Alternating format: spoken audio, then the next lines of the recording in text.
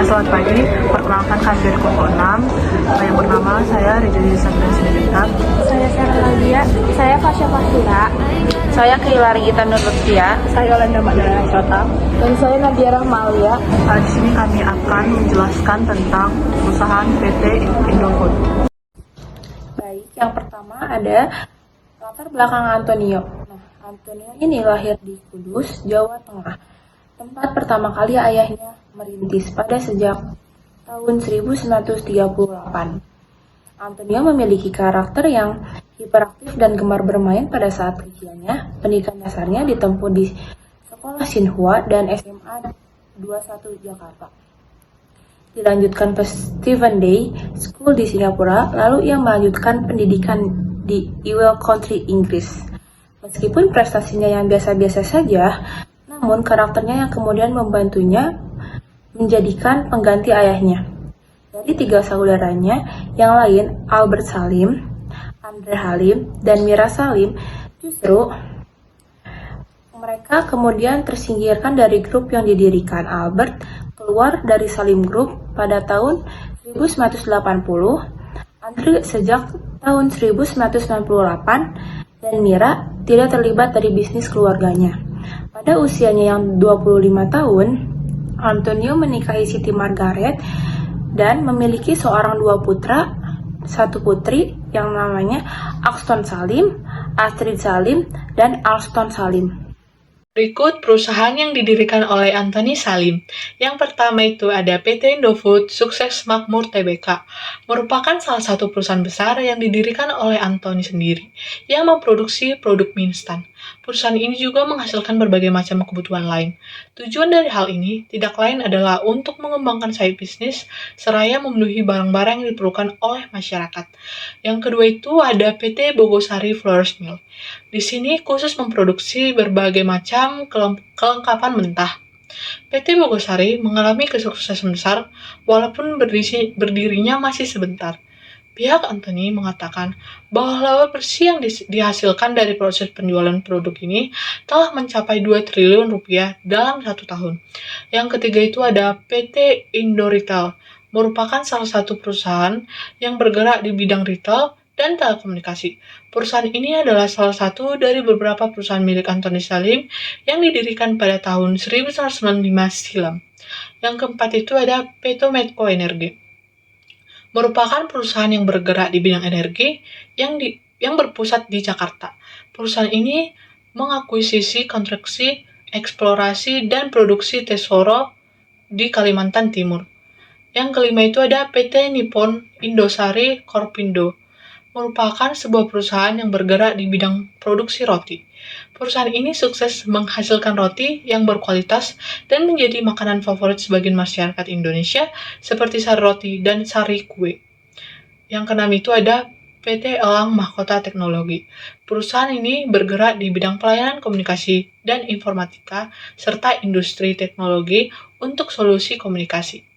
Lalu, yang nomor 7 ada Bank Indah Perdana atau yang lebih sering kita kenal Bank Ina, merupakan perusahaan yang bergerak di bidang perbankan yang didirikan pada tahun 1990.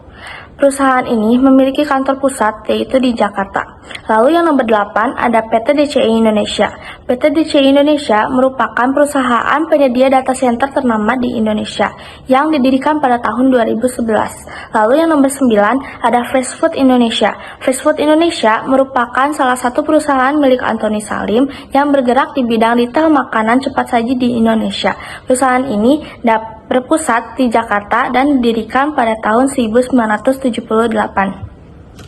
Lalu yang nomor 10 ada Salim Infomas Pratama. Salim Infomas Pratama merupakan perusahaan milik Anthony Salim yang bergerak di bidang agrobisnis dan terdiverifikasi serta terintegrasi dengan bisnis utama yang bergerak di bidang penelitian dan perkembangan. Lalu yang nomor 11 ada London Sumatera Indonesia.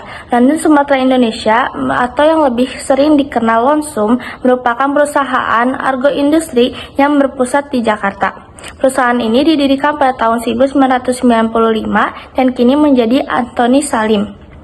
Lalu yang nomor 12 ada Indomaret. PT Indomarko Prismata atau yang lebih sering dikenal dengan nama Indomaret merupakan perusahaan retail ternama di Indonesia yang bergerak di bidang penjualan makanan pokok dan kebutuhan sehari-hari. Antoni Salim merupakan seorang pengusaha terkenal di Indonesia yang memiliki berbagai bisnis di berbagai sektor, seperti PT Indofood Sukses Makmur, Minyak Goreng Bimoli dan Mentega Simas, PT Medco Energi, PT PP London Sumatera Indonesia, dan PT Indomobil Sukses.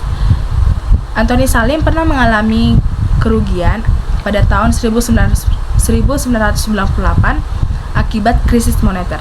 Pada tahun itu, Salim Group mempunyai hutang sebanyak 55 miliar rupiah dan hampir mengalami kebangkrutan. Tapi akibat dari kegigihan Antoni Salim, perusahaan itu tetap berjaya hingga pada saat ini.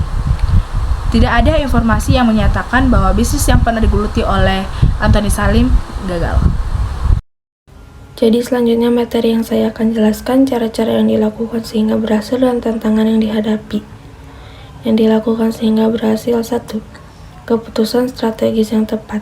Antoni Salim memiliki kecerdasan bisnis yang tinggi dan mampu membuat keputusan strategis yang tepat, seperti melakukan akuisisi perusahaan besar dan diversifikasi bisnisnya. 2. Kepemimpinan yang kuat. Sebagai pemimpin perusahaan besar, Antoni Salim memiliki kemampuan kepemimpinan yang kuat untuk mengelola perusahaannya dengan efektif. 3. Inovasi dan adaptasi. Antoni Salim mampu berinovasi dan beradaptasi dengan perubahan pasar dan teknologi sehingga bisnisnya tetap relevan dan berkembang. Tantangan yang dihadapi. 1. Persaingan sengit. Bisnis Antoni Salim beroperasi di industri yang sangat kompetitif, sehingga ia harus terus berusaha untuk mempertahankan posisinya di pasar. 2. Regulasi dan kebijakan pemerintah.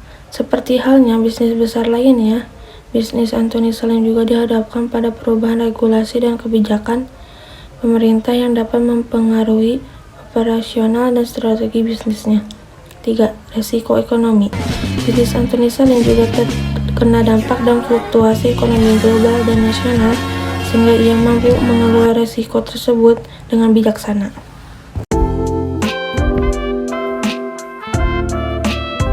Selanjutnya ada sejarah PT Indofood. Nah, PT Indofood itu didirikan di Jakarta dengan nama awalan yaitu PT Sanmaru. PT Sanmaru berdiri pada tanggal 27 April yang dimana ia bergerak di bidang makanan serta minuman. Sedangkan PT Sanmaru cabang Semarang didirikan pada tanggal 31 Oktober. Tanggal 1 Maret, PT Sanmaru serta anak perusahaannya bergabung menjadi satu perusahaan, yaitu PT Indofood Sukses Makmur Tbk. Yang dimana PT Indofood Sukses Makmur Tbk itu membuat khususnya untuk pengolahan mie instan. Selanjutnya, dalam beberapa dekade, PT Indofood menjadi food solution yang mencakup seluruh proses produk makanan dari mulai bahan baku hingga bahan akhir. Dan kini, Indofood menjadi perusahaan mapan yang terkemuka di setiap kategorinya. Baiklah, di sini saya akan lanjutkan menjelaskan mengenai visi, misi, dan nilai perusahaan PT Indofood. Yang bagian pertama itu ada visi, menjadi perusahaan yang dapat memenuhi kebutuhan pangan dengan menggunakan produk yang bermutu, berkualitas, aman untuk dikonsumsi, dan menjadi pemimpin di industri makanan. Baiklah, saya akan lanjutkan bagian kedua itu misi. Pada PT Indofood ada 4 misi. Yang pertama itu memberikan solusi terhadap kebutuhan pangan secara berkelanjutan. Yang kedua, meningkatkan produktivitas karyawan serta proses produksi dan teknologi. Yang ketiga itu memberikan kontribusi kepada masyarakat, lingkungan secara berkelanjutan. Dan yang terakhir itu meningkatkan stakeholders value secara berkesinambungan. Baiklah, di sini saya akan menjelaskan pada bagian yang ketiga itu ada nilai perusahaan, yaitu disiplin sebagai falsafah hidup, menjunjung tinggi integrasi, menghargai seluruh pemangku kepentingan, mencapai keunggulan dan inovasi yang berkelanjutan. Baik, selanjutnya saya akan Menjelaskan tentang proses bisnis standar operating procedure. Yang pertama, penerimaan bahan baku. Bahan baku akan diterima dari pemasok dengan melakukan pemeriksaan kualitas dan jumlah. 2. Penyimpanan bahan baku. Setiap bahan baku akan diberi label dengan nomor seri dan tanggal kadaluarsa. 3. Produksi. Proses produksi dilakukan dengan mengikuti resep yang telah ditentukan. 4. Pengemasan. Produk yang telah selesai diproduksi akan dikemas dengan menggunakan mesin pengemas yang sesuai dengan jumlah produk. 5. Penyimpanan produk jadi. Produk jadi akan disimpan di tempat yang sesuai dengan standar kualitas dan keamanan. 6. Distribusi. Produk akan didistribusikan ke distributor atau toko-toko lainnya. Selanjutnya saya akan menjelaskan mengenai tingkat organisasi. Tingkat organisasi yang berada pada PT Indofood Sukses Makmur yang pertama Direktur Utama yang bertanggung jawab dalam mengembangkan strategi dan memastikan bahwa target dan tujuan dapat tercapai. Yang kedua, Direksi yang mempunyai tanggung jawab dalam membantu Direktur Utama mengelola usaha perseroan. Yang ketiga, Dewan Komisaris yang bertanggung jawab dalam mengawasi direksi dalam membantu Direktur Utama mengelola usaha perseroan. Yang keempat, Komite Audit yang bertanggung jawab dalam membantu Dewan Komisaris mengawasi direksi dengan cara mengkaji laporan keuangan perseroan. Yang kelima, Audit internal yang bertanggung jawab dalam mengevaluasi efektivitas sistem pengendalian internal Indofood. Yang keenam, Sekretaris Perusahaan yang bertanggung jawab dalam memberikan saran kepada direksi mengenai perubahan peraturan dan menentukan pertemuan direksi. Sekretaris juga menjadi pemersatu antara perseroan dan pemegang saham, institusi pasar modal, dan masyarakat. Yang ketujuh, manajemen operasional yang bertanggung jawab dalam kegiatan operasional, mengkoordinasi kegiatan operasional, serta menentukan kebijakan operasional. Yang kedelapan, manajemen korporasi yang bertanggung jawab dalam pengelolaan kegiatan perseroan. Yang kesembilan, investor relation yang bertanggung jawab mengkomunikasikan secara proaktif kepada analisis dan investor mengenai kegiatan keuangan operasional atau kegiatan perseroan secara terbuka dan juga konsisten. Yang ke-10, pengendalian internal dan manajemen risiko yang bertanggung jawab dalam pengendalian internal, perkiraan risiko, serta pengelolaan risiko. Selanjutnya, ada beberapa hal yang harus dilaksanakan dalam manajemen sumber daya manusia di perusahaan Indofood. Yang pertama, mengetahui kebutuhan karyawan dengan cara mengoptimalkan kegiatan operasional di dalam perusahaan Indofood. Yang kedua, mengadakan training untuk karyawan setiap bulannya. Tujuannya untuk mendapatkan SDM yang profesional dan juga ahli di bidang perusahaan yang dia kerjakan. Yang ketiga, harus diadakannya pelatihan untuk karyawan baru sehingga mereka lebih mudah memahami seluk-beluk yang ada di dalam perusahaan. Keempat, kita juga harus memilih karyawan melalui jalur seleksi agar dimaksudkan untuk mendapatkan SDM yang berkualitas dan benar-benar unggul di dalam bidangnya. Yang kelima, kita juga menawarkan jenjang karir dan promosi jabatan sebagai kemampuan untuk mengembangkan diri dan memajukan perusahaan. Dan yang terakhir, kita harus menjaga hubungan baik dengan karyawan.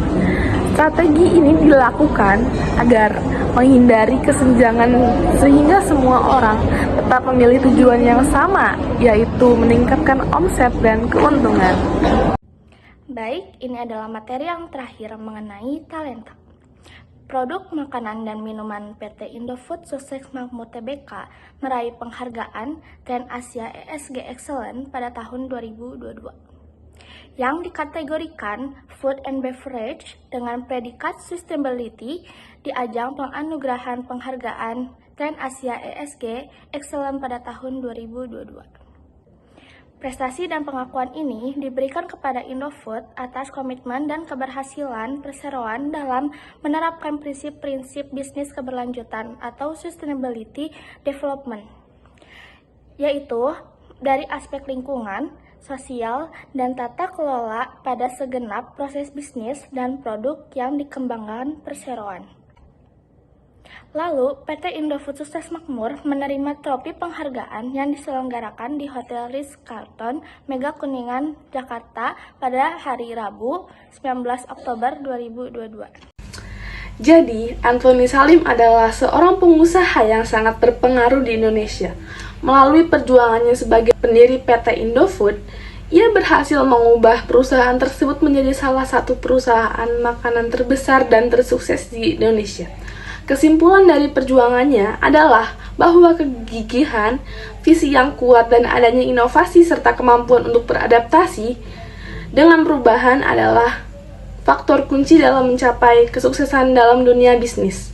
Dengan terus berinovasi dan berkomitmen untuk memberikan produk berkualitas kepada masyarakat, Antoni Salim telah memberikan kontribusi besar dalam industri makanan yang ada di Indonesia. Sekian dari hasil presentasi kelompok kami. Jika ada kesalahan kata, mohon dimaafkan. Terima kasih.